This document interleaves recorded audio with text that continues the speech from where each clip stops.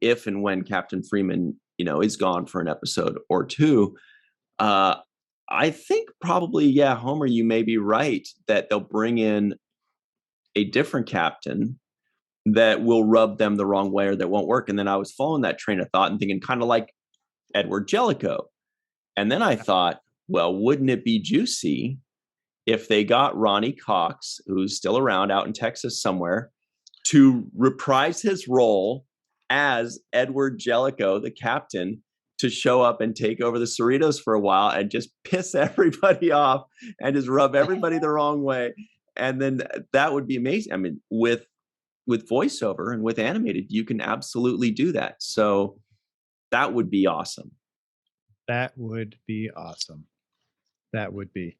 I think they left this episode with so many places to go, with all of the different crew members. Yeah, and Mariner said, she called herself, I'm a Kirk-style free spirit.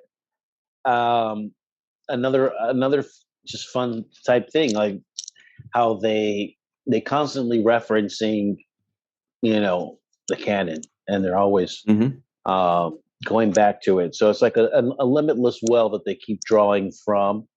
And it allows them to not only tie in some of the old storylines, but gives them an anchor to something that's already known. But then they spin off and go into their own direction and whatever they want to do. The Pac-Leds, the Pac-Led explosions and this and that. And so I love the way that this show balances a new adventure with familiar ideas, storylines, and characters.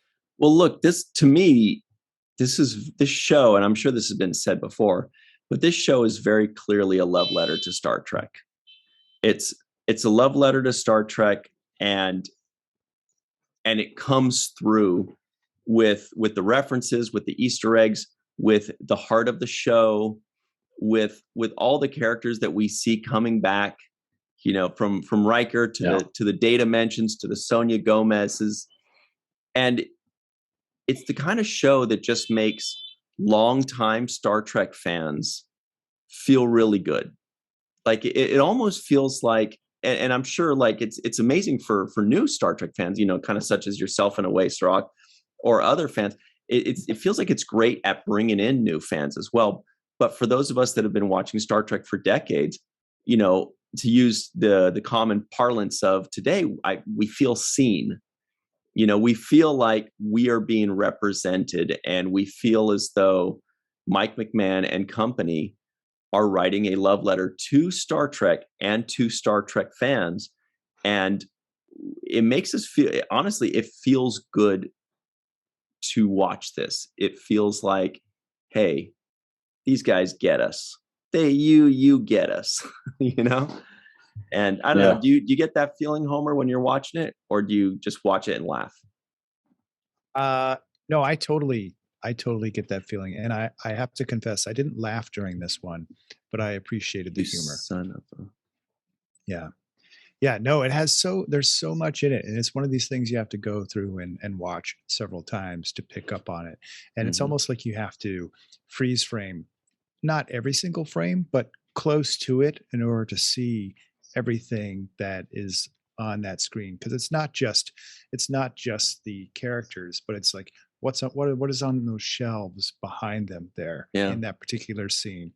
So it's really fun that way, and there's so much to find. Yeah, I even pause. I mean, it takes us like an hour to watch this show because we're pausing it so much and taking so many notes. But I even paused it when Rutherford was looking for Tendy's name in the database. I was like, I wonder if there's gonna be a name in there, and I didn't find one. Did you, Homer? Because I'm sure every nerd did that. There was one name that was, I think, Tempest. Like, so it was just. Yeah, I saw that. I was wondering if that was like Shakespeare. Yeah.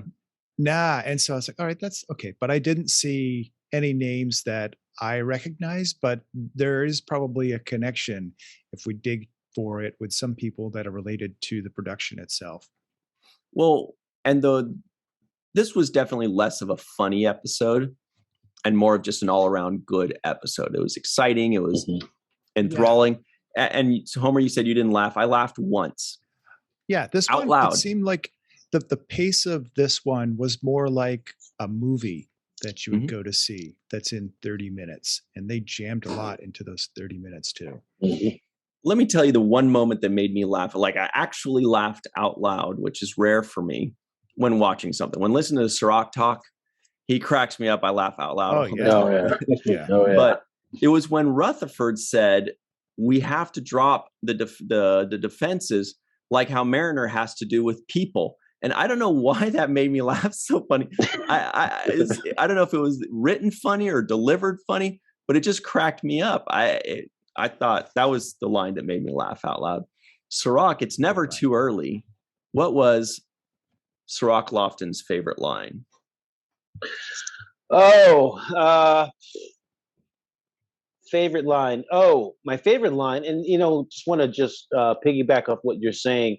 This wasn't so much as the funny episode. Like I didn't find moments where I was laughing out loud as I have in the past, but it did have really good storytelling and character development. So I traded the laughs for a really good story and getting to see relationships and characters develop. But my favorite line was when uh, uh, Rutherford was getting his memories, was working on his memories, and he was trying to download and he was getting advice about what he needs to do. And the guy said to him, he says, "If you can't make new memories, does it matter?" Yeah. And I just thought, wow, that's like we hold on to so many memories, but if you can't make new memories, then what good are the old memories, right? It's kind of so I kind of like the value in that statement. It made me kind of reflect on what that meant and how important it is to cherish the present and the moment that you're in and creating these new memories. Okay. There Yeah. was one other line, and what I had to do is I just checked. Sorry, there's a fly flying around. Or maybe it's like a little tiny drone spy. But there's also the Lower Decks group on Facebook, the big Lower Decks group on Facebook that I admin for.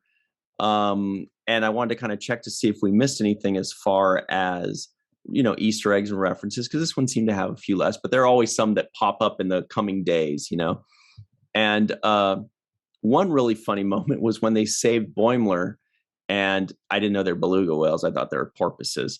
The beluga whales said, "Spray them, keep them wet," or said, "Spray them with water, keep them wet." I like that one a lot.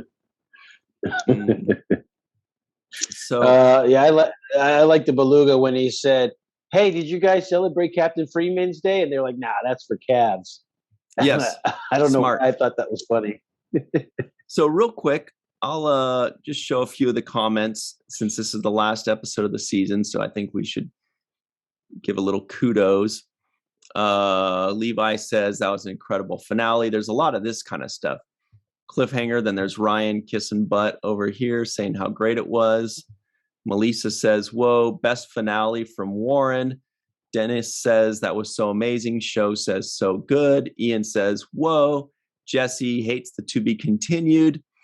Hauck come on. has a lot of good stuff to say about it. Felix said, "Make Mike McMahon the exec for all Trek. He truly understands what great Star Trek is all about." That's pretty cool. Stu says, "This had no business being this awesome." That's hilarious. Jesse has more good things to say. Ken agrees 6 seasons and a movie. He agrees with you, Sirach. Many, many seasons to go. I mean, it's just all good stuff. This is how much people are loving this. And I feel like this needs to be seen and this needs to be shown. Except for Watts. As a ballroom dancer, this is not acceptable. Dang. Yeah, you're not supposed to throw your shoes like that. Our boy Andre says he loved it. Undercover Section 31.